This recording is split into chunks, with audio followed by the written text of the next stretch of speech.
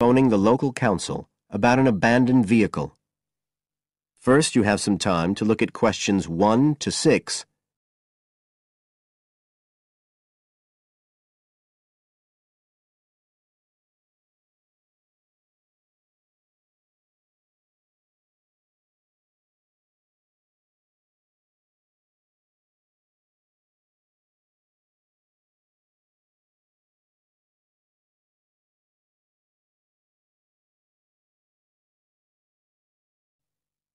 Now we shall begin.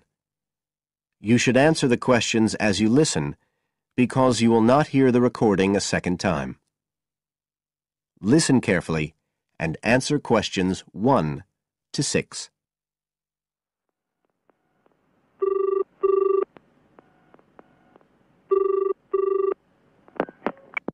Environmental Health Department, Paul speaking. Oh, hello. I wanted to report a vehicle that's been left parked near where I live.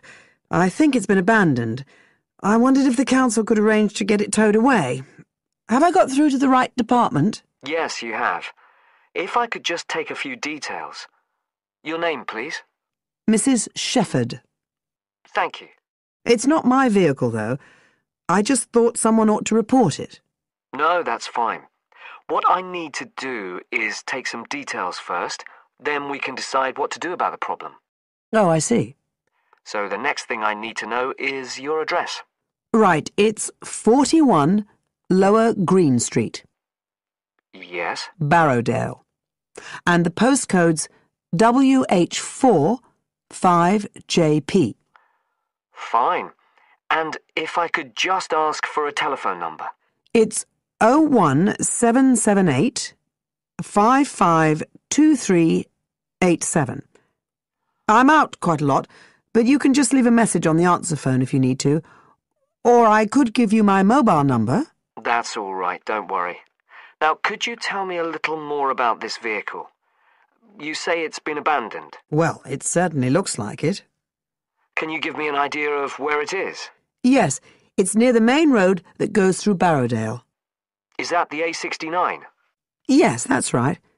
Now, there's the primary school just towards the end of the village, and then next to that, next to the children's playground, there's a field, and it's in there. Oh. I wonder how it got in there. Well, there's a gate to allow farm machinery in and out. I thought something ought to be done about it. The children from the school might start playing in the vehicle and lock themselves in or something. Yes, you are quite right to report it. And what type of vehicle are we talking about here? It's a van, actually. You know, the sort with just a couple of little windows at the back. Right. You don't happen to know the make and model, do you?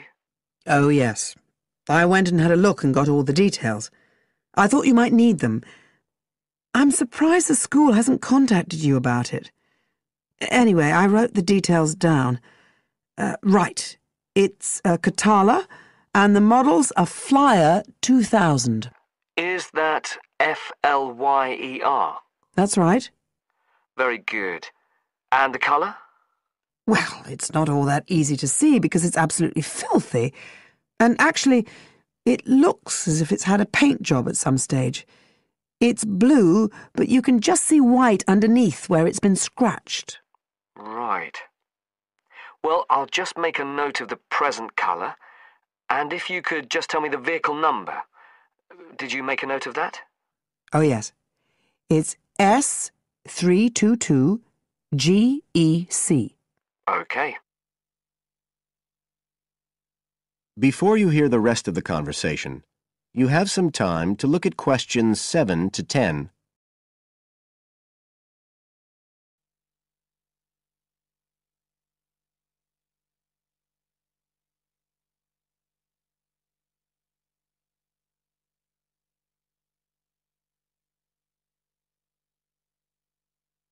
Now listen and answer questions 7 to 10.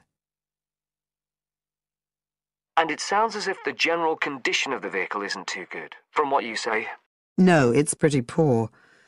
It wouldn't be drivable. It's got a flat tyre and there's a crack in the windscreen. I reckon someone just wanted to get rid of it. That's usually the way. It's been there for nearly a week. No, it must be 8 days. I remember it was a Sunday morning when I noticed it. It wasn't there the day before. I walk past it most days on the way to the shops. I'd have thought the school would have reported it. Does the field actually belong to the school? No, it's part of Hill Farm Estate. Right. I'll just make a note of that. And I don't suppose you have any information about who might own the vehicle? No, I've no idea. So what will you do now? Well, we'll come and have a look and see if we can trace the owner. And if we can't, the vehicle will be removed as rapidly as the law permits. It could be anything up to 20 days. One thing I should say, I'm quite sure this doesn't belong to anyone round here. I'd definitely recognise it if it was from someone who lived here. So you don't think it was anyone local? Right. I'd say at a guess we're looking at a stolen vehicle here. I did wonder if it might have been. You hear such a lot about car thieves nowadays. Well, we certainly will be looking into that possibility. Anyway, thank you for contacting us, Mrs. Shefford, and we'll keep you informed of what happens. Right. Thank you very much. Goodbye. Goodbye.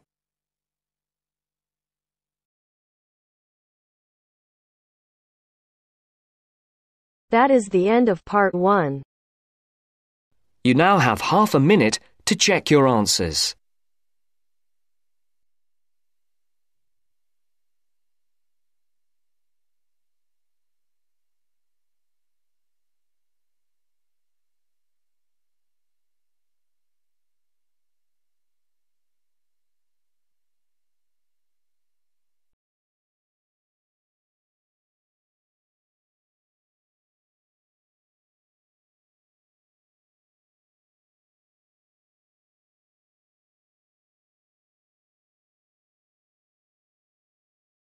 Now turns to part 2. Part 2. You will hear a tour guide giving a talk about a relaxation centre. First, you'll have some time to look at questions 11 to 14.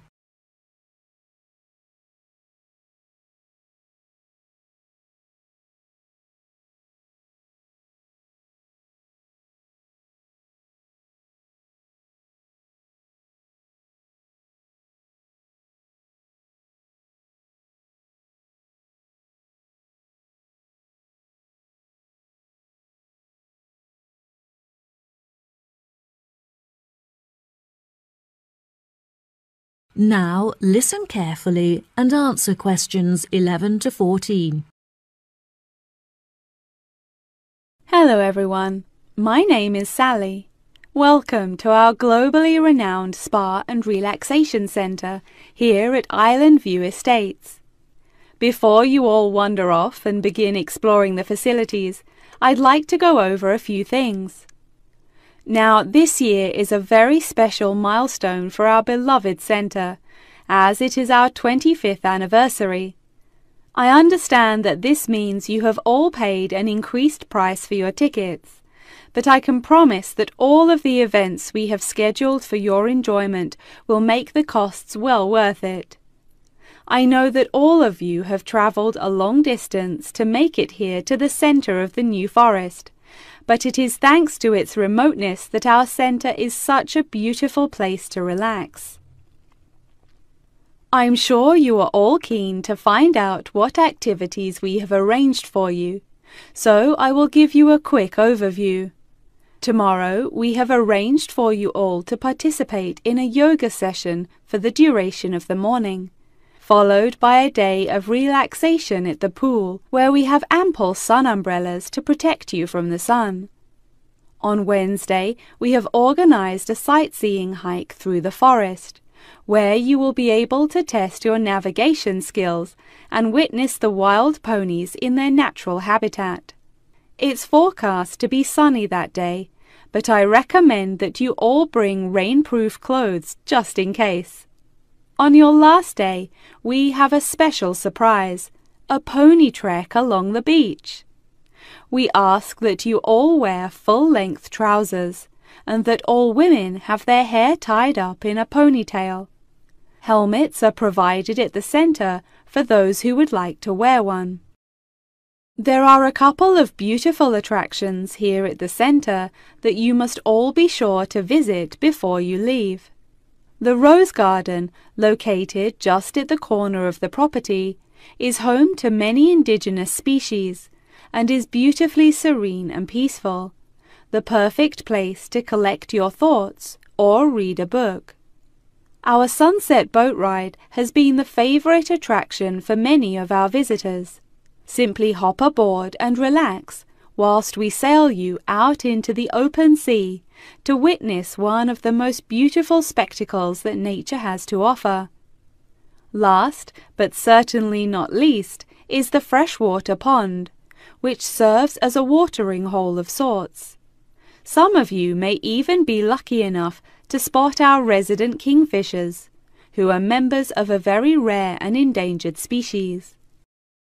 Once you have all unpacked and settled into your rooms, we will be taking you out to the neighbouring island for a bonfire and barbecue dinner. The island is very small, and the bicycle trails make it very easy to explore all of its beautiful corners. As the island is entirely separate from the mainland, it has never been inhabited by wildlife, so you can all roam freely and safely. We have some bonding exercises for you all to take part in around the bonfire, where you can potentially make new friends and discover a lot about yourself. Before you hear the rest of the talk, you'll have some time to look at questions 15 to 20.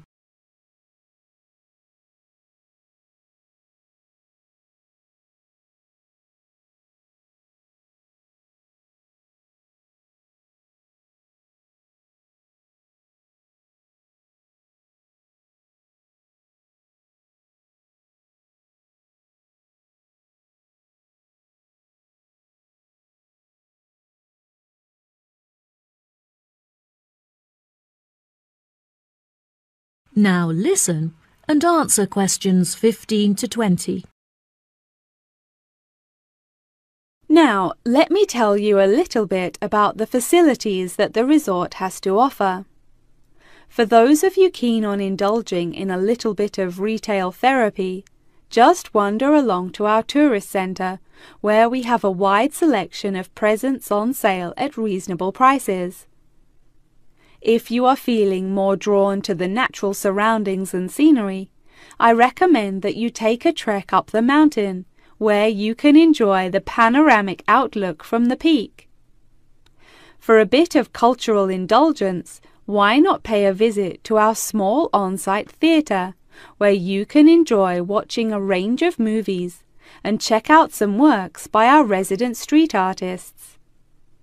Just a 10-minute walk down the road is the local art museum, where you can roam around the sculpture courtyard or admire the many artworks on display.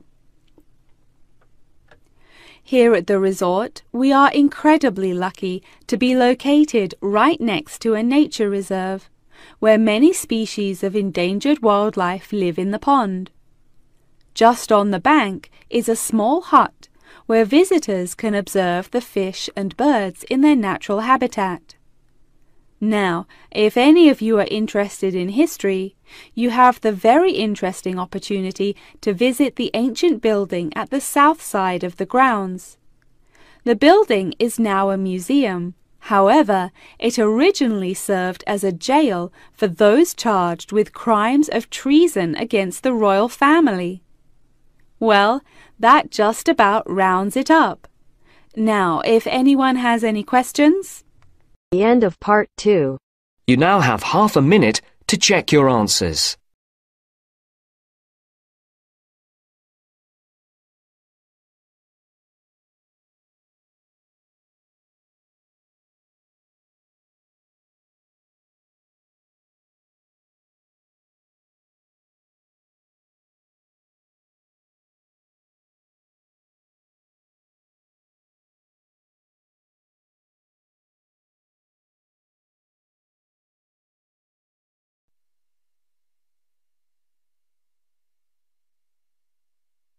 Now turns to part 3. Part 3. You'll hear a woman calling Laverton Arts Centre for some information. First, you have some time to look at questions 21 to 26.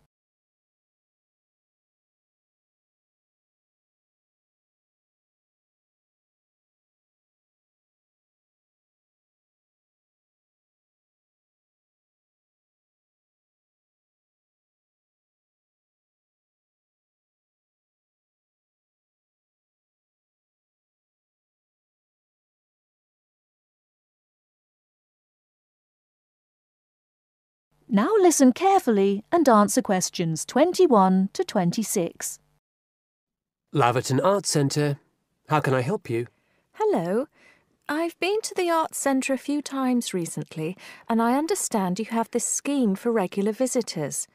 The Friends of Laverton Arts Centre. Yes, that's right.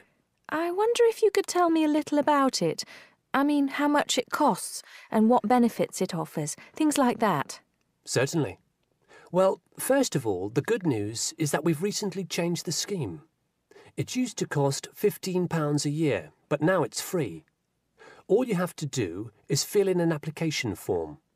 You can either come to the Arts Centre and do that here, or you can go to our website and apply online. And so what are the benefits of joining? There are actually quite a few.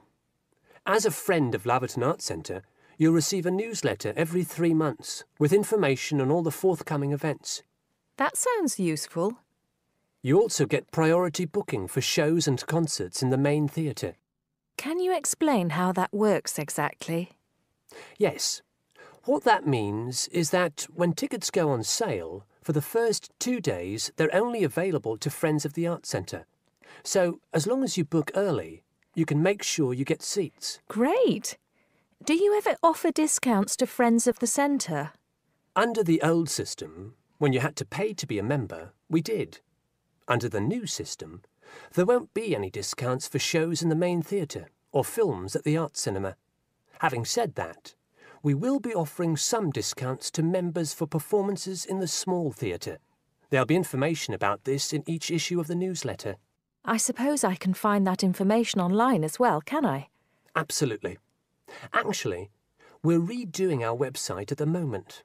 Right now, there actually isn't a special section for Friends of the Arts Centre on the website. Once the site's been redesigned, there will be. You'll be able to put in your username and password and enter a special section just for you. It sounds excellent. Are there any requirements, though? I mean, as a member, do I have to do anything? Yes, sorry, I forgot to mention that. There are no formal requirements at all, though obviously we have this scheme to encourage people to attend events here regularly. So we ask that you attend at least 4 events a year, whatever they are, if you possibly can. Nobody's going to count, though, and it's totally up to you. That sounds fair enough.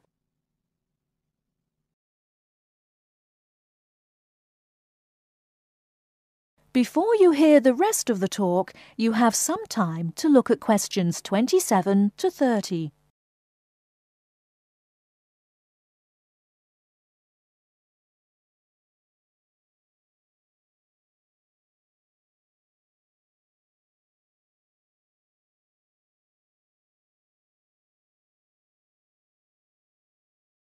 Now listen and answer questions 27 to 30. While you're here, we're actually conducting a short survey of people who phone up the Arts Centre. Would you mind if I asked you a few questions? It'll only take a couple of minutes. Sure, no problem. Thanks a lot. So, how many times have you visited Laverton Arts Centre in the last 6 months? Well, I've only lived in the area for the last 4 months, so not that many times. 3, I suppose. Yes, that's right. Fine. And how did you first find out about the Arts Centre? Let me think. Oh, yes, a friend invited me to a concert, and I came with her. Have you ever seen a film at the Arts Cinema here? No, I haven't, to be honest. In fact, until you mentioned it earlier, I didn't realise you even had a cinema. One more question. If we offered a free tour of the Arts Centre, including things such as going backstage to look at the dressing rooms, Would you be interested in going on it? Oh, yes, definitely. I think a tour like that would be very interesting. I'd even pay for it. That's great. Thank you very much for your time. Thank you.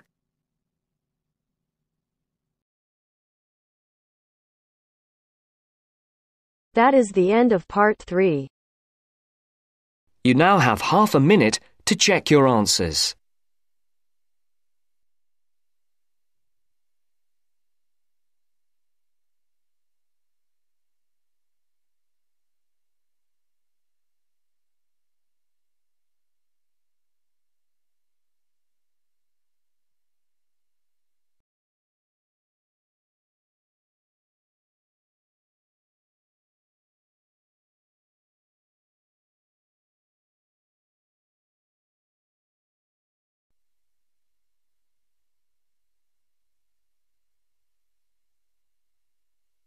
Now turns to part 4. Part 4.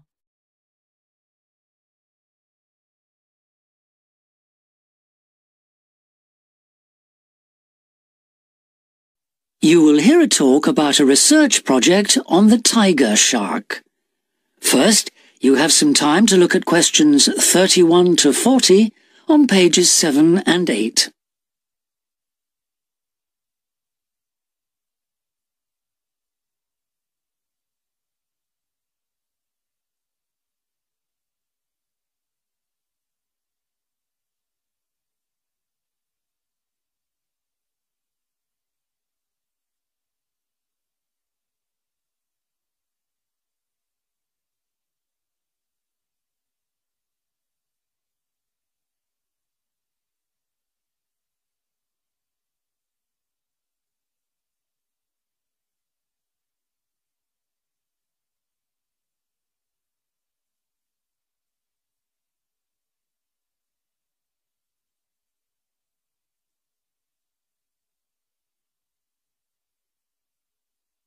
Now listen carefully and answer questions 31 to 40.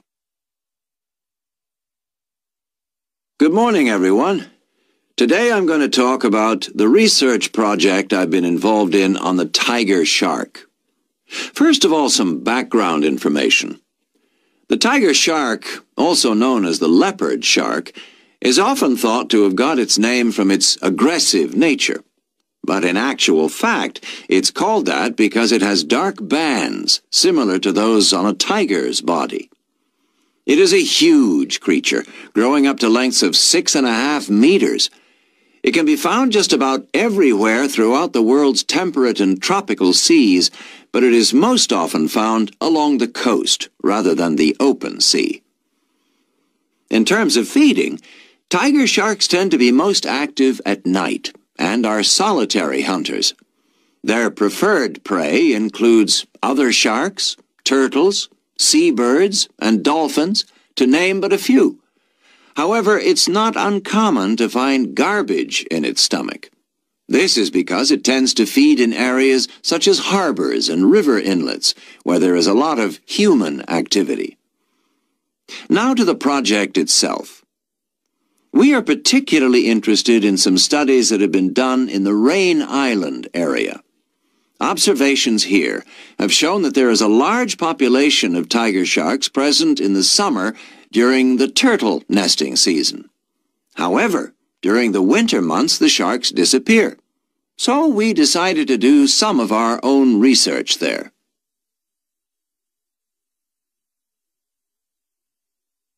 The first step was to tag a number of sharks so that we could follow their movements.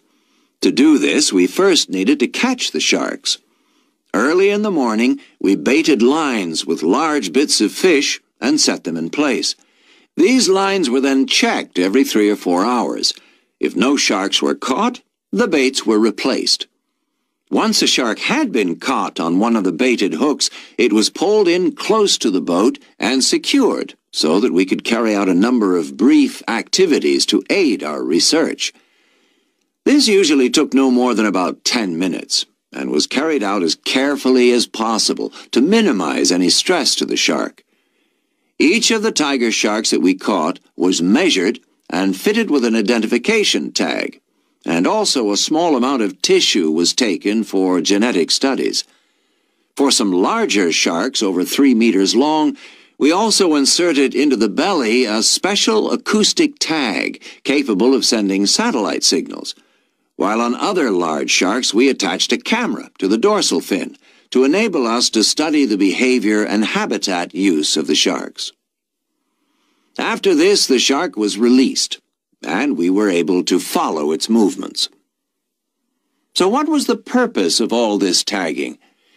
Well, while we were already familiar with some aspects of the tiger shark's behavior and food sources, what we hoped to do in this project was to see exactly what factors affected the migration patterns of tiger sharks and whether it was, in fact, food, weather, and reproductive needs. These are some of our findings. On February 21st, a large female shark, whom we named Natalie, was attracted to our research boat at the northern tip of Rain Island and fitted with one of the satellite tags I've just mentioned. No transmissions were received from Natalie between April 2nd and April 29th, indicating that she didn't surface to feed during this period. The area in which she was last reported is very shallow, suggesting that she may have changed her feeding preferences during this period to focus on prey found on the sea floor. We also made a number of other discoveries, thanks to the various transmitters we used. It seems that tiger sharks move back and forth between the ocean floor and the surface quite often. This may help the sharks conserve energy while they swim, but it probably also helps them hunt, since this movement back and forth maximizes its chances of not being detected by its prey until the last minute. So far, our findings have not been conclusive. However, we have gained some very interesting insights into the behavior of tiger sharks and are now hoping to develop our research further. That is the end of part 4. You now have half a minute to check your answers.